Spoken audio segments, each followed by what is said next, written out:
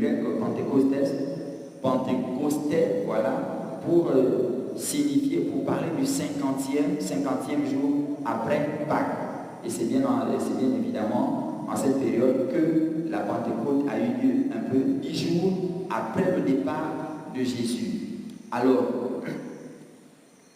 lorsque Jésus est arrivé sur la terre des humains, après son magistère, il a connu la mort, il a fallu, après sa mort, il est revenu à la vie. Quand Jésus revient à la vie, les Écritures, la Bible nous dit à ce moment précis qu'il va passer encore 40 jours sur la terre des humains, se montrant à plusieurs personnes pour attester de ce que véritablement il est ressuscité. Parce que plusieurs ne pensaient pas, plusieurs avaient des doutes pour attester qu'il est ressuscité. Jésus s'est montré à plusieurs personnes. Si c'était seulement à ses disciples, on aurait pu penser que les disciples ont inventé cette histoire.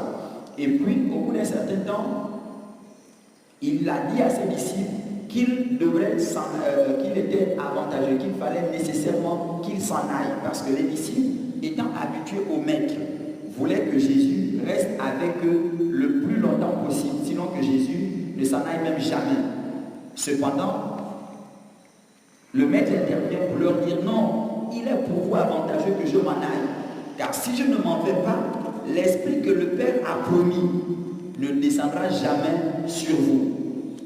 Or, pour que l'esprit descende, il faut que je retrouve ma place, mon trône dans le ciel.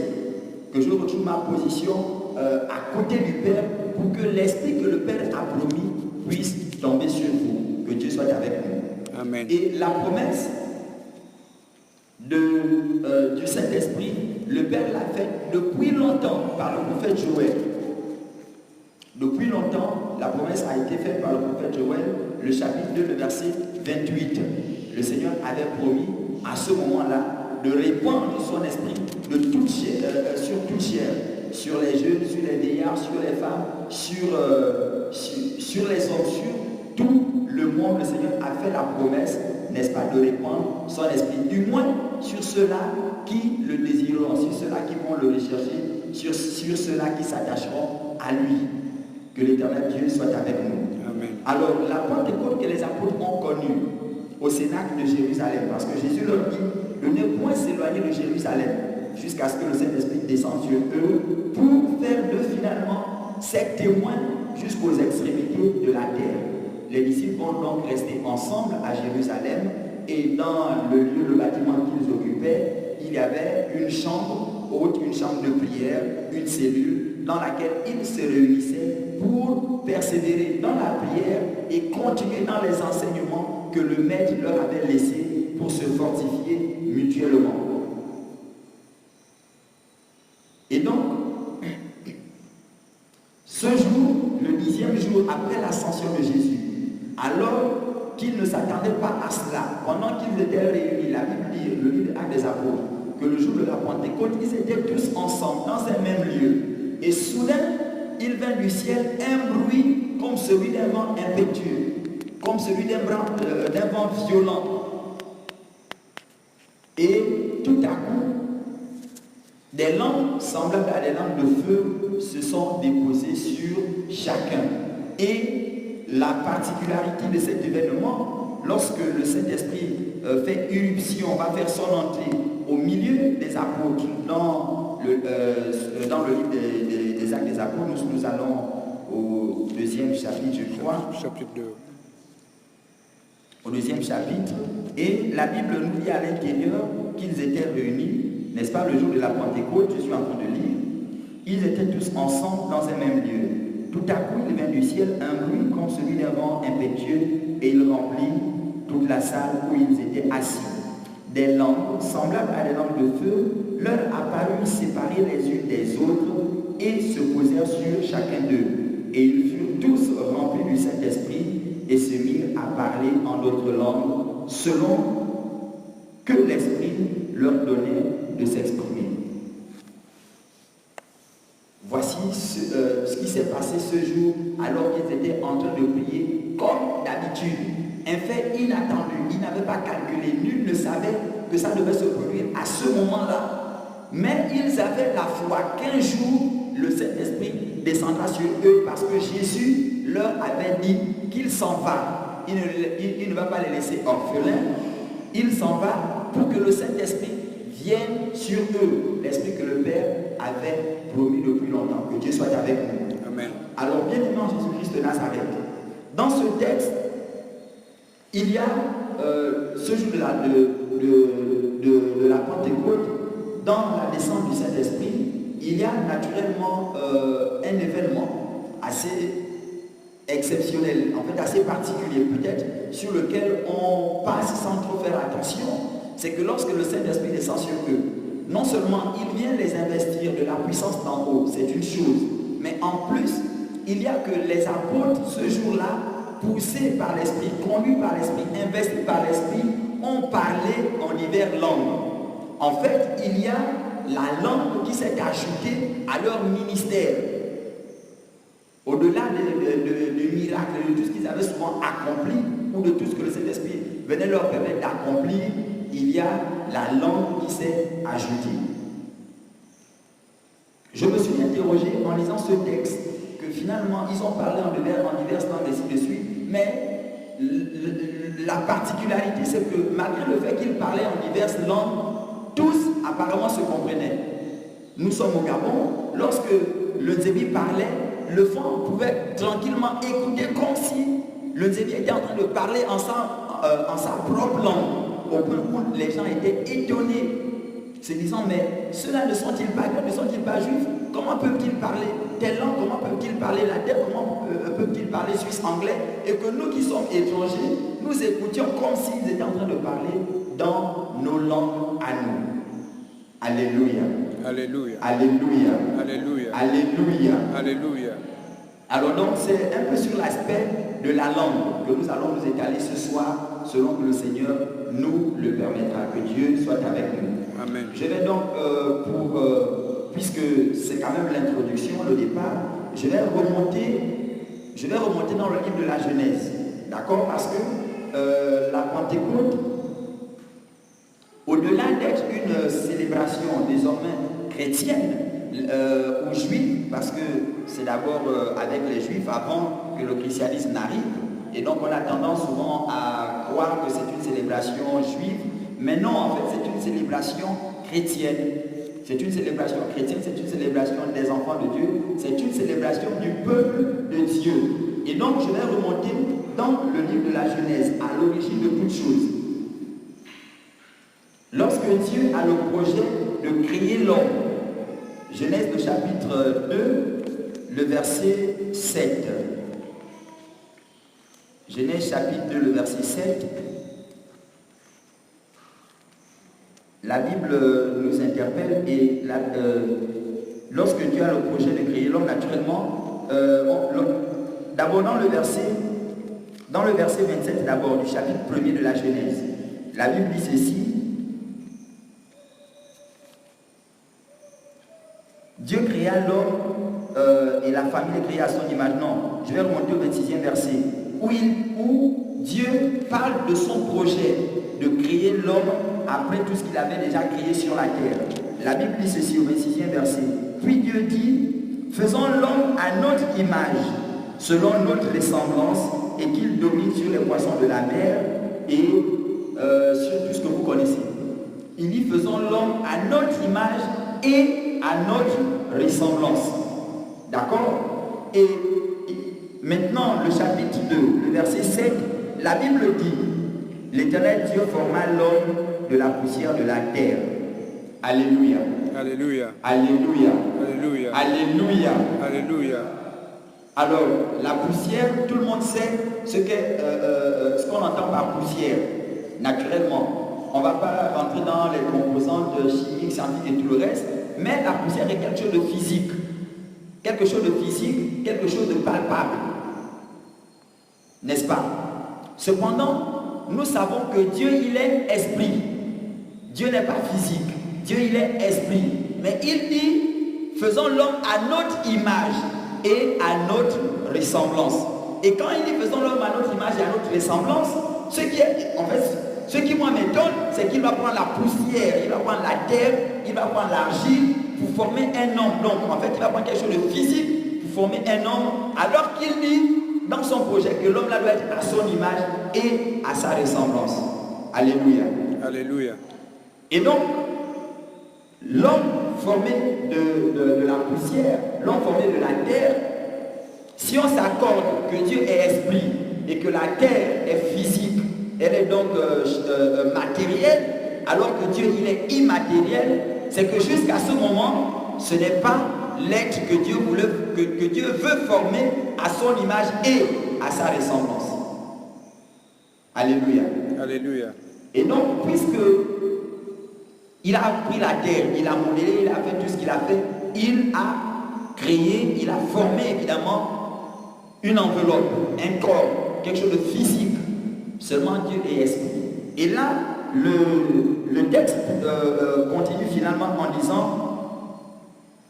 il souffla alors dans les narines de l'homme un souffle de vie, et l'homme devient un être vivant. Il souffla dans ses narines et l'homme devint un être vivant. Cette partie m'a interpellé et me révèle quelque chose.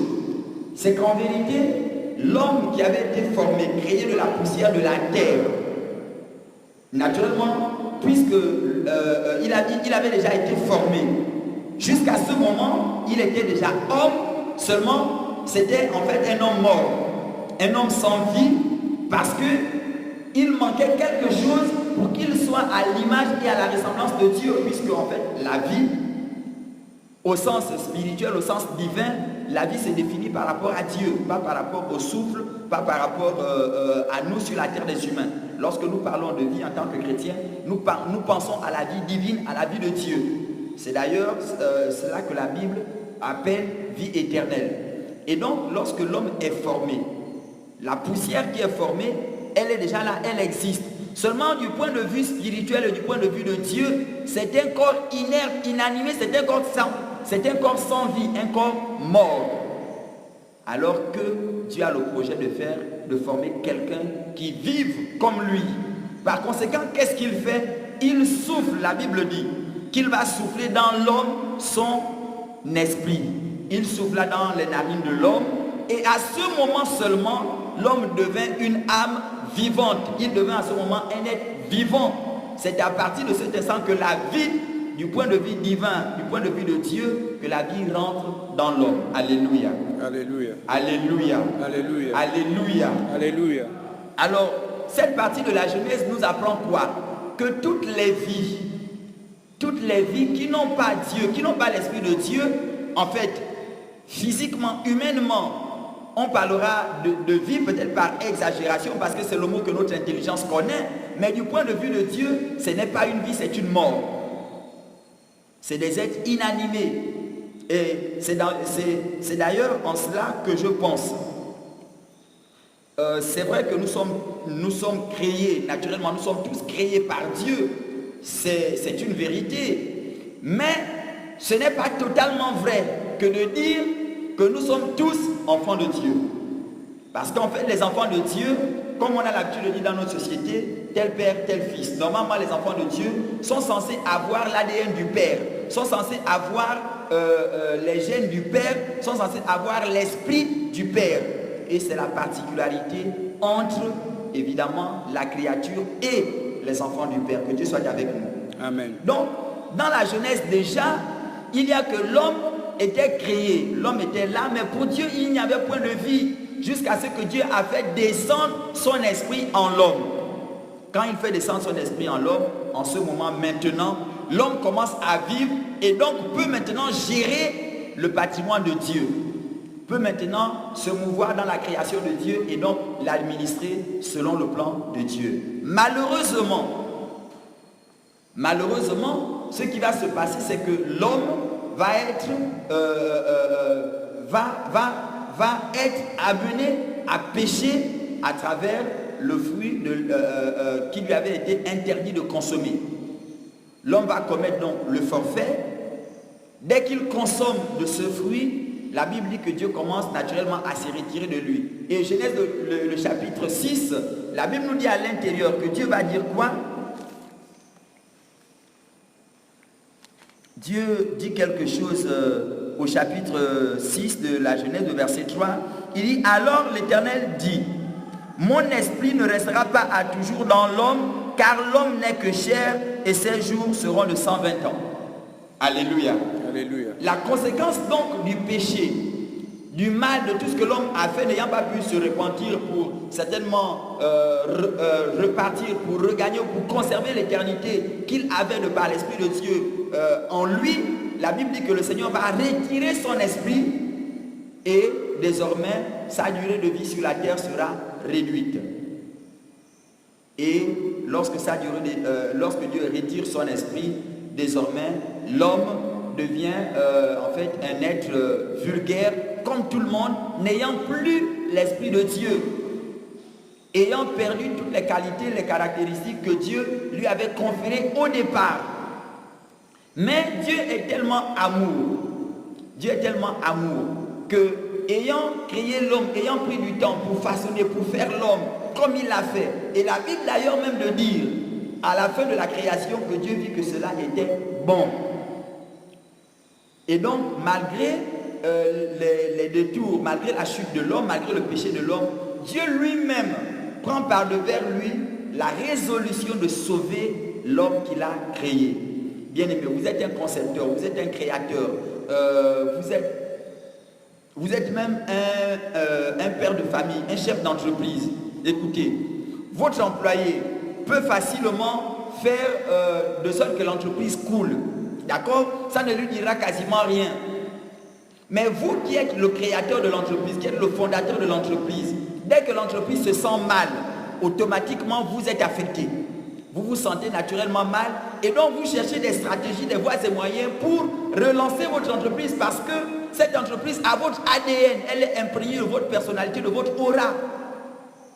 Et la même chose, Dieu fera la même chose avec l'homme parce qu'il est le concepteur, le créateur de l'homme. Et donc il prend par devers lui la résolution de sauver l'homme en lui faisant passer par certaines étapes. Et donc à ce moment, à un moment donné de sa relation avec l'homme dans le désir de racheter, de ramener l'homme à lui, la Bible nous dit évidemment que le Seigneur va plus tard parler et faire la promesse, n'est-ce pas, de renvoyer, de répandre à nouveau son esprit sur toute chair. Et là, c'est par le prophète Joël qu'il fait cette promesse. Il dit avant le jour de l'Éternel, ainsi de suite, le jour de l'Éternel qui arrivera, je répandrai mon esprit sur toute chair. Les jeunes gens vont prophétiser, les vieillards auront des songes, sur les femmes, sur les enfants. Mon esprit sera répandu. Et, bien-aimé en Jésus-Christ de Nazareth, parlant de la Pentecôte, bien plus qu'une célébration, bien plus qu'une fête, la Pentecôte est une exigence spirituelle de tous les chrétiens, de tous ceux qui se disent enfants de Dieu. La Pentecôte est une expérience, j'ai envie de dire, mystico-spirituelle, que tous les chrétiens devraient connaître. Parce que si le chrétien ne connaît pas la Pentecôte, bien-aimé en Jésus-Christ de Nazareth, vous aurez fait 100 ans d'adoration avec oh mon Dieu en sonnant les cloches, vous aurez fait 40 ans, 40 jours de jeûne et que sais-je encore, vous aurez passé du temps dans la chorale, dans la branche des visionnaires et que sais-je encore bien aimé. Malheureusement, si vous n'avez pas connu la Pentecôte, vous ne pourrez pas rentrer dans la présence du Père. Alléluia. Alléluia. Alléluia. Alléluia. Alléluia. Alléluia. C'est bizarre ce que je suis en train de dire, mais en vérité, la Bible nous dit quoi? La Bible nous dit que le Saint-Esprit est le sceau de la promesse. Le Saint-Esprit est le sceau de la promesse. La promesse que le Père nous a faite, n'est-ce pas, de retrouver une place dans l'éternité avec lui. La promesse que le Père nous a faite de trouver une place. En Jean 14, Jésus dit que je m'en vais vous préparer une place. Qu'il y a plusieurs demeures dans la maison du Père. Je m'en vais vous la préparer. Cependant, la Bible nous dit, et là c'est l'apôtre Paul qui le nous revêt dans le livre Éphésiens 1, verset 13, Éphésiens 4, le verset 30. La Bible nous dit évidemment que c'est le Saint-Esprit qui est le sceau de la promesse. Le sceau, c'est quoi? Je vais m'arrêter là-dessus. Le sceau, simplement, le sceau est un cachet. Lorsque vous avez par exemple un document qui vous est remis de la part du président de la République, de la part, je ne sais pas, d'un souverain, de la part d'un ministre, ainsi de suite, tant que ce document ne porte pas le cachet du ministre, ne porte pas le cachet de la signature du ministre, votre document est caduc, il est sans effet, il n'a aucune efficacité, il n'a aucune valeur, juridiquement parlant. C'est une usurpation et il ne sera valable nulle part parce que ce qui authentifie un document administratif, c'est son sceau et son cachet. Et la Bible nous dit que c'est le Saint-Esprit qui est le sceau de la promesse. Ceci revient donc à dire quoi? Que malgré tout ce que vous allez faire, en passant par les eaux du baptême et tout le reste là, c'est bien, d'accord. Dire je suis enfant de Dieu, c'est une chose, d'accord. Mais qu'est-ce qui authentifie que nous sommes enfants de Dieu? C'est l'Esprit de Dieu en nous. Et donc, bien plus qu'une célébration, la Pentecôte doit être une expérience que chacun doit connaître. Que Dieu soit avec nous. Amen. Jésus de Nazareth, il est né fils de Dieu, d'accord. Sauf que, jusqu'à ce qu'il ait connu la Pentecôte, il n'a pas opéré dans la dimension de fils de Dieu. Il était un être vulgaire, un charpentier, le fils de Marie et de Joseph, ainsi de suite. C'est le jour qu'il tombe dans les eaux du baptême, la Bible dit que lorsqu'il tombe dans les eaux du baptême, quand il sort du Jourdain, le Saint-Esprit descend sur lui sous la forme d'une colombe. Et à ce moment seulement, quand le Saint-Esprit descend sur lui, la voix se fait entendre que celui-ci est mon fils bien-aimé. Désormais, vous devez l'écouter parce que mon esprit est sur lui. Donc, bien-aimé en Christ Jésus, jusqu'à ce que jusqu'à ce que Jésus ait connu la Pentecôte, il était simplement le fils de Marie, le fils de Joseph le charpentier. Et le jour où il connaît la Pentecôte, il devient un autre personnage. Lorsque vous lisez les Écritures, vous voyez sa vie avant la Pentecôte et sa vie après la Pentecôte qu'il a connue, il devint un autre personnage. Et donc, même quand nous célébrons la Pentecôte à une date précise pour commémorer ce qui s'est passé à Jérusalem, en vérité, chacun de nous devrait travailler de manière à connaître véritablement sa Pentecôte. Parce que tant que nous ne l'aurons pas connu, le retour vers le Père nous sera impossible. C'est l'Esprit qui connaît le chemin. C'est l'Esprit qui valide notre retour, notre entrée vers le Père. Si on n'a pas sa marque, si on n'a pas son sceau, on ne pourra pas y entrer. Que Dieu soit avec nous. Amen. Donc ça c'est pour l'introduction de manière générale. L'orateur de demain interviendra évidemment sur le rôle du Saint-Esprit, pourquoi est-ce que nous devons l'avoir, sur la puissance, sur ce que le Saint-Esprit est censé produire en nous en tant que chrétiens dans l'œuvre du Seigneur et dans notre salut. Nous allons nous appesantir sur les langues qui se sont répandues sur les apôtres ce jour-là. Et pour parler des langues, je vais vous inviter, bien-aimé Jésus-Christ de Nazareth, je vais d'abord définir naturellement une langue simplement. C'est l'ensemble des signes, des symboles, n'est-ce pas, admis dans une communauté admis dans une communauté en vue de permettre la communication, un échange oral entre les êtres qui vivent dans cette communauté, donc entre les êtres humains en l'occurrence. Et la langue, naturellement, est un outil pour socialiser les peuples. C'est parce que nous exprimons, par exemple, dans un même langage, dans une même langue, que nous pouvons être ensemble généralement. Lorsque nous prenons le livre de la Genèse, le chapitre 11, la Bible nous dit que sur la terre, il n'y avait qu'une seule langue. Il n'y avait qu'une seule langue. Et parce qu'il n'y avait qu'une seule langue et donc que tout le monde s'entendait, ce qui s'est passé, c'est qu'à un moment donné, l'être humain conduit à cette époque par Nimrod, l'être humain conduit à cette époque par Nimrod, qui était le souverain, va décider de bâtir une tour assez grande, assez géante, qui arrive jusqu'au ciel pour marquer leur puissance, de sorte qu'ils peuvent vivre également dans le ciel. Et la Bible nous dit que lorsque Dieu abaisse les regards, selon que le psaume 103, selon que le psaume 113 déclare qu'il abaisse les regards sur les cieux et sur la terre, lorsqu'il abaisse les regards sur la terre, il voit le projet de l'homme. Et là, il dit quoi? Il dit descendons pour confondre les hommes.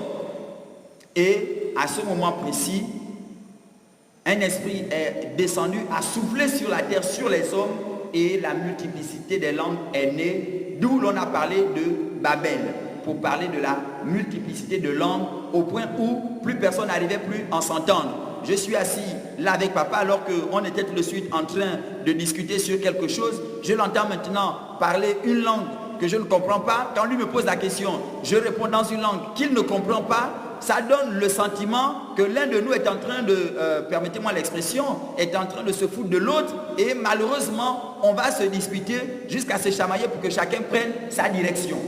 Donc, la langue, dans le livre de la Genèse, a permis de disperser les peuples, pour que les peuples se répandent afin d'occuper l'espace de la terre. Et le Seigneur, d'ailleurs, dans les Écritures, lui-même l'a annoncé qu'il allait disperser son peuple Israël à cause de toutes les choses qu'ils avaient faites. Mais en même temps, il dit qu'il va ramener ses rachetés, qu'il va les rassembler à nouveau. C'est d'ailleurs pourquoi, dans l'église du christianisme céleste, conduit par le Saint-Esprit, nous chantons « Voici le berger d'Israël qui vient avec grand amour, rassembler toutes ses brebis dans un jardin fleuri. » Mais pour que les brebis soient ensemble, il faut qu'elles soient de la même espèce. Si vous rassemblez des brebis qui ne soient pas de la même espèce, il y a un risque évidemment qu'elles s'en déchirent entre elles, qu'elles s'entretuent entre elles.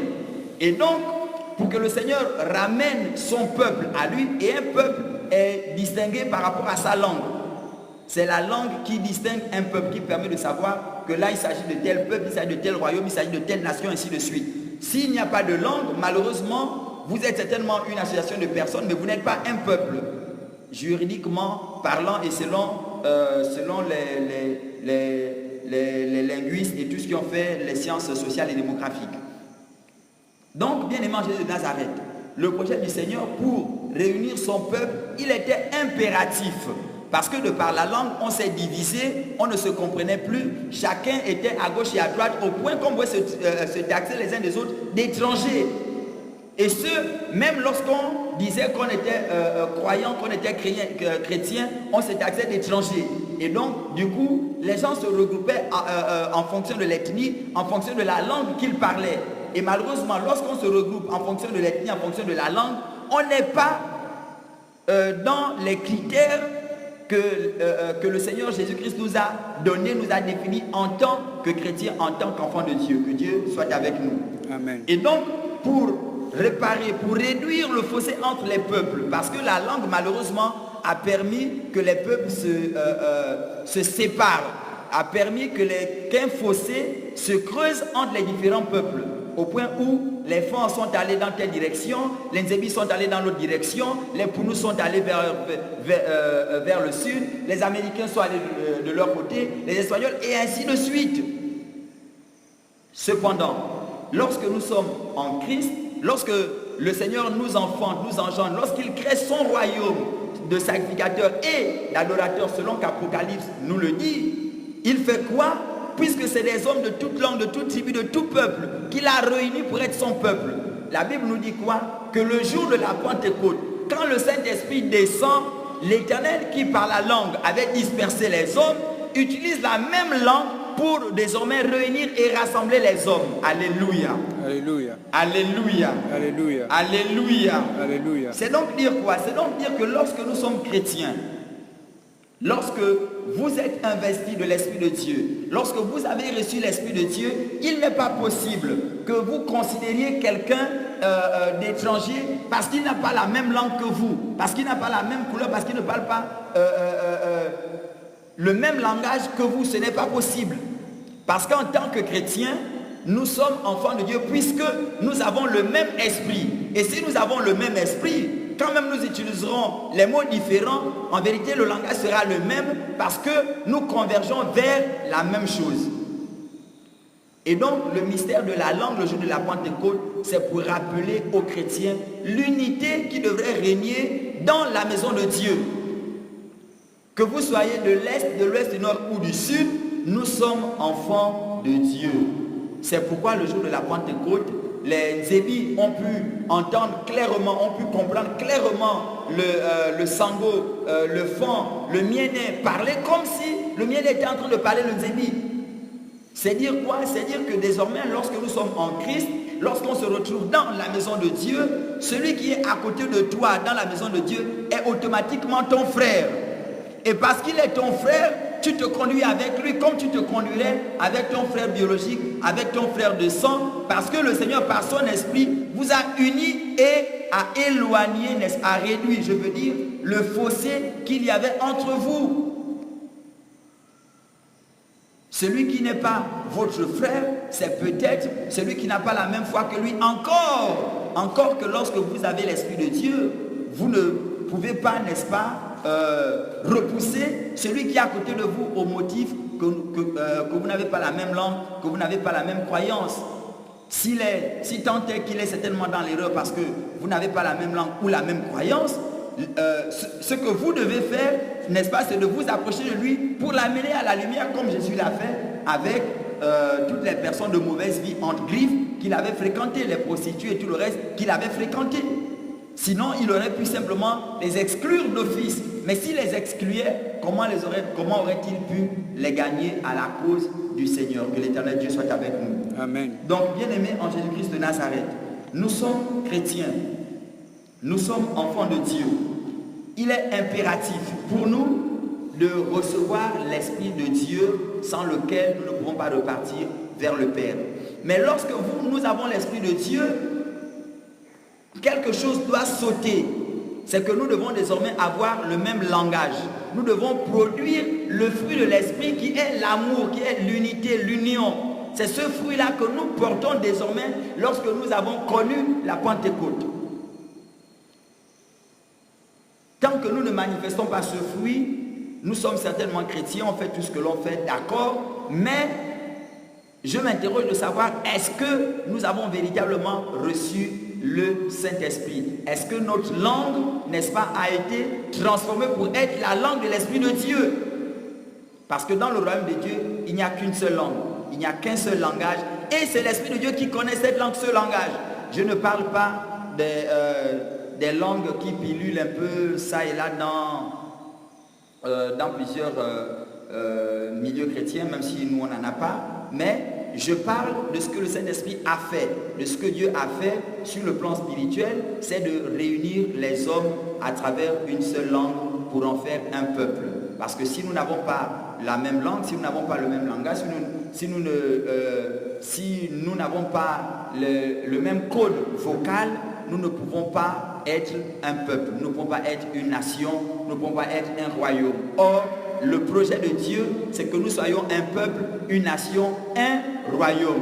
Que Dieu soit avec nous. Amen. Donc, bien-aimés en Jésus-Christ de Nazareth, voici brièvement, puisqu'il y a un échange qui se créera, voici brièvement la présentation sur l'aspect de la langue qui s'est produite le jour de la Pentecôte. Le jour de la Pentecôte, la Bible nous dit que c'est diverses langues qui se sont produites, les gens parlaient plusieurs langues. Donc ce mystère de la langue, comparativement à ce qui s'est passé à Babel, où la langue a été utilisée par Dieu pour répandre le peuple à travers la surface de la terre pour qu'il ne soit pas condensé à un seul endroit au point qu'un homme s'érige comme Dieu, l'Éternel les a d'abord dispersés par la langue et par la même langue, l'Éternel fait quoi? L'Éternel va finalement les rassembler à nouveau pour qu'ils soient un seul peuple. Que l'Éternel bénisse sa parole. Amen. Au nom puissant de Jésus-Christ. Amen.